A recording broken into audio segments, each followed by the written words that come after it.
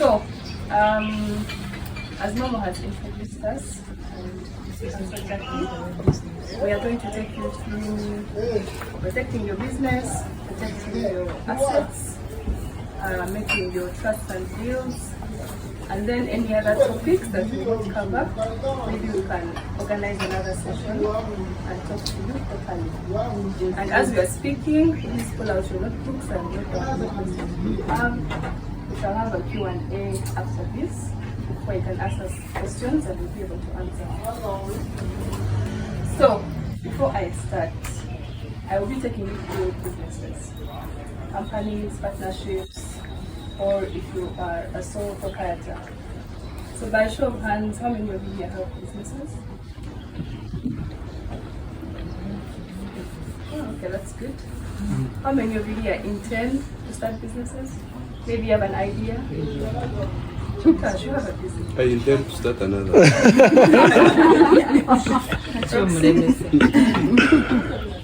Okay. So, I'm going to first take you through the different business avenues that you can use to start a business, and then we shall look at the different issues that face businesses and how you can be able to better manage them. And before I start, I want to share a fun fact, which is the fact that Uganda's economy, we are in a phase that is expanding. So if you're here and you haven't started a business, I implore you please look into starting a business, having something on the side. Recently we saw when USAID pulled their funding and people lost their jobs. So when you have a business on the side, it is something that can protect you and you can get some extra money from it. So I'll start with sole proprietorship. So this is where you're one person. This one will register it under business plans, and if you like to manage things yourself, like teamwork, this would be good for you. And sole proprietorships are very easy to register. You have full control, you make all the decisions, and there are fewer compliance requirements. However, the disadvantages of sole proprietorship, if you have any debts, if someone sues you, it is you who is personally liable for every debt. And then we know that most businesses, if you're one person and you die, it ends with you. So that one has no continuity whatsoever.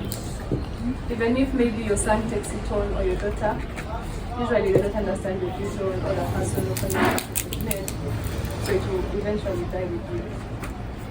Then we go to partnerships. So partnerships, for example, a law firm, it's a partnership.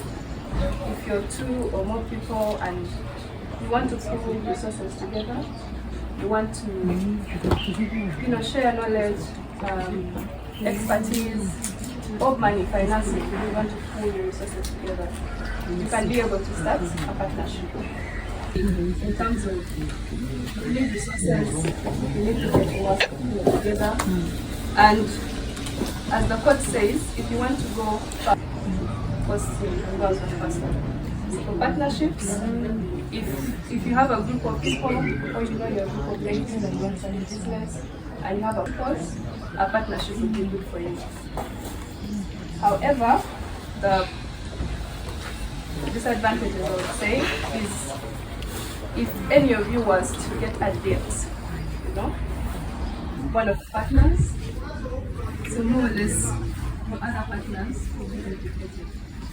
Yes, in your partnership deed you can structure and say, the evidence arising, the partner can settle them themselves. Internally you have to think up those bits. And then as you know with teams, people are different.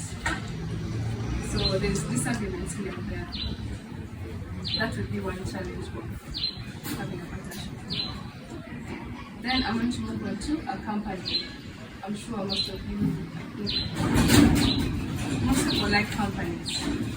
So with a company, it is a separate entity.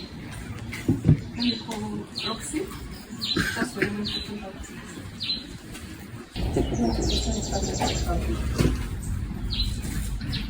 So when you form a company, This will be keystone, will be a shareholder in a company. So usually a company, we are two separate entities, we're distinct. When a company does this, so what a person can do, a company can do. And the biggest advantage is your personal assets are protected. So if a company was to enter into a contract and maybe there's a debt, it falls on the company. So my personal assets will be protected. The only instance would be where maybe there's what fraud on my part. So where there's fraud, that's when they remove the fraud. And then you can sue me now personally. But that's the problem I sue. Thank you. Yes. I think the pros of a limited liability company is it's usually more profitable. If you're looking at scaling, if you're looking at directors, I hope you know where you can, fall. If you want something that's a one-man show, someone will approach you and say, I want to form a company, but can you give maybe 40% shares to my friend just to hold for the meantime? And what this does is, once you give someone shares in the company, that is giving them a right as a shareholder. So an example I can give you is a client who came to us. Now at the start, if you're contributing money to be like 100,000 just to incorporation purposes, please and please, if someone is just holding shares, we can execute what we call a trust deed. It's like a one-page document where they will sign and say, I, Empire Rotations, I'm holding these shares in trust for, say, Australia Nelson. I do not have any claim on these rights. If the time comes and I need to transfer, I will sign the transfer form. Actually, what you do nowadays is not to sign the transfer form right now. We attach it. And we attach it immediately. So you don't come later when my company is doing well. And you say, please tell me if you've done that.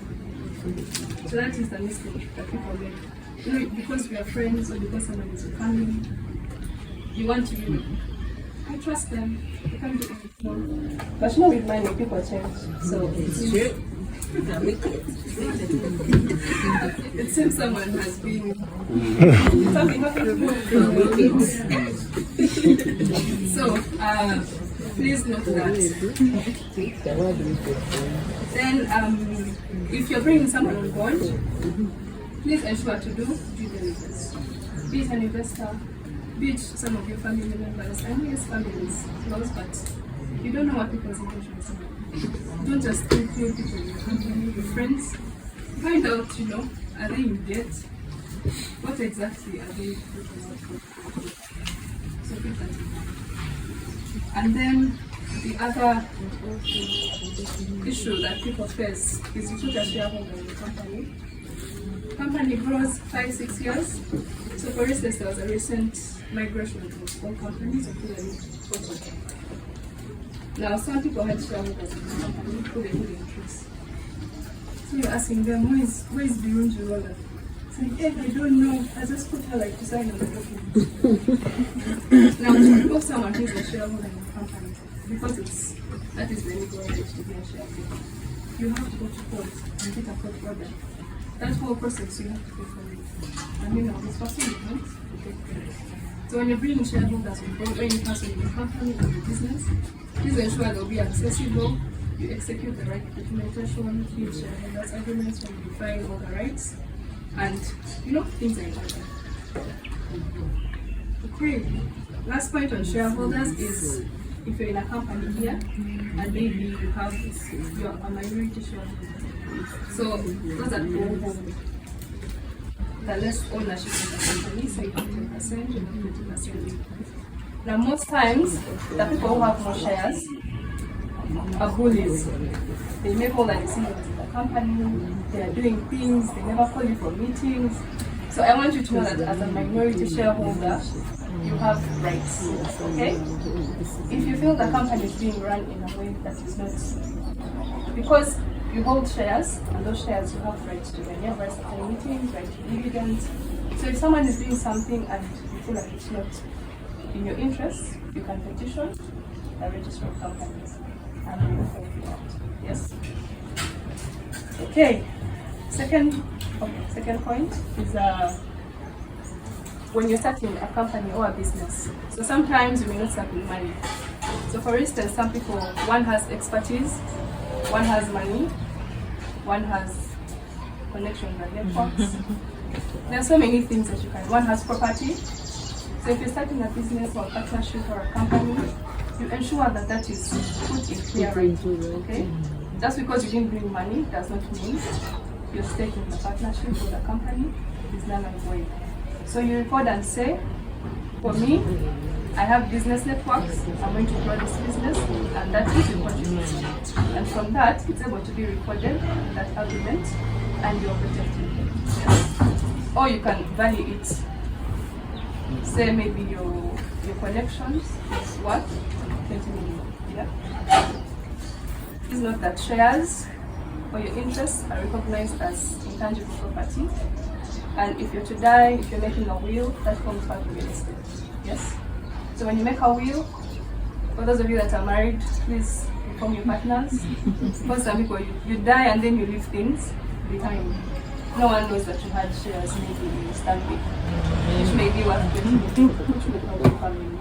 So you can, if you're making a will, please note and write in the will, my shares in Stanbic, or my shares here. If you're not making a will, as we'll be talking about, at least make sure one person in the family knows. So when they're processing the letters, administration, they can increase among your property. The other point is to do with employment, labor laws. As a business, as companies, you're employing people. Most people just employ, there are no contracts, or if there are contracts, they're poorly drafted. And this, employees have rights, actually a lot of rights. And most times, a company will be brought down, or a business, because of an employee. They're supposed to take leave, you're not giving them leave. You're supposed to pay them this remuneration, you're not giving it. So ensure that as you have your businesses and your companies, those things are in order. If you have more than 5 employees, have an HR manual in place, which spells out policies, what they should be doing, what time you should be here, if you have a grievance, this is the procedure we follow, so that everything is, yes. I'm trying to hurry. If someone comes to invest in your company or your business, so usually it could be equity financing or debt. Equity is where I give you money and maybe you give me shares in your company. Debt financing is where someone gives you a loan. So if someone is coming to invest, ensure that you have it noted. Go to your lawyer and tell them someone wants to invest in your company. What can I do to record this so that they don't start having claims, legal claims in your company or your businesses? Yes. For most of you that have businesses, here you're planning to start a business. You have your name, you have your logo. Did you know that you can protect your logo or your name? Yes? How many of you here have trademarks for your businesses? One person? Oh, let me see. It's in the process of being registered. Okay. So I need you to know that when you have your logo, when you have your name, you need to protect it. Because there are people who, I feel like they just sit and wait for someone's business to grow, and they go and check, is this logo registered? If it's not, they go and register it. And once they register it, they can sue you and say, this person is infringing on my brand. Yet it's you who started your thing, but you didn't register it. So please, if you have your logo, your business name that you want to register, it can be trademarked. It runs for 7 years, then you can always renew it every after 7 years. So ensure that when you have your logo or your name, protect it. Which reminds me, we need to protect our logo. It's going to get a trademark. Then, for your businesses, of course, compliance is the biggest part. Number 1, tax compliance. You open a business, but you don't file returns with URA. Or maybe you don't have an accountant, and then one day URA comes and your taxes have accumulated, and you can't start saying, I didn't know, because ignorance of the law. And some of us are not the same. So once they get you, they've gotten you. And most people like you come to lawyers when things are now bad. Are you always look out for your lawyer when you're just starting your business. When that idea is in your head, come before things get worse. Like I've been telling you, don't wait. Okay, make it real. If you make a will now, you can always amend it with time. You don't have to wait and then your family is fighting for your property. So, yes, I think. But look at it as you're saving costs that would arise when you get challenges. When you have a lawyer on retainer, the sample we have on retainer, before they make any decision, because every decision you make has a legal implication. Yes? You call and say, hi, I want to do X, Y, Z. How can I go about it? You don't go to ChatGPT or AI. These things are misleading. Call your lawyer and ask them. Don't use Google. Google will give you like half the information. And tell them I need to do X, Y, Z. How can I go about it? And they'll be able to advise you. Yeah? So running a successful business is not just about having a great idea, but about protecting it, about ensuring that you're compliant. Filing your returns, your licenses, your employment laws you're compliant. And I want to leave you with a checklist. If you have a business, you can write down. You know, every year you can sit down with your lawyer or not. If you have a business or a company, have you filed your annual returns? Number one. Now recently there was this new the OBRS system for the companies. Most companies are migrating online. And someone called me, I think the company had been struck on. And they were like, what do I do? Okay, good enough, you can apply to have it reinstated, but why wait for that? Are you filing your annual returns, your tax returns? Are your licenses in order? Is your NSSF in order? For those who have companies and businesses. Are your contracts, are some up for renewal for your employees? Do you have written contracts with suppliers, service providers? And data protection is actually a key thing for your businesses because you're pulling information from people and you have to follow guidelines. We have a data protection office here in Uganda, and if you don't follow, they can give you penalties. Intellectual property rights, what I've talked about, trademarks, are you protecting them? If there are any legal disputes that you have, like cases that are in court, who is handling them? So, yes, that is about compliance.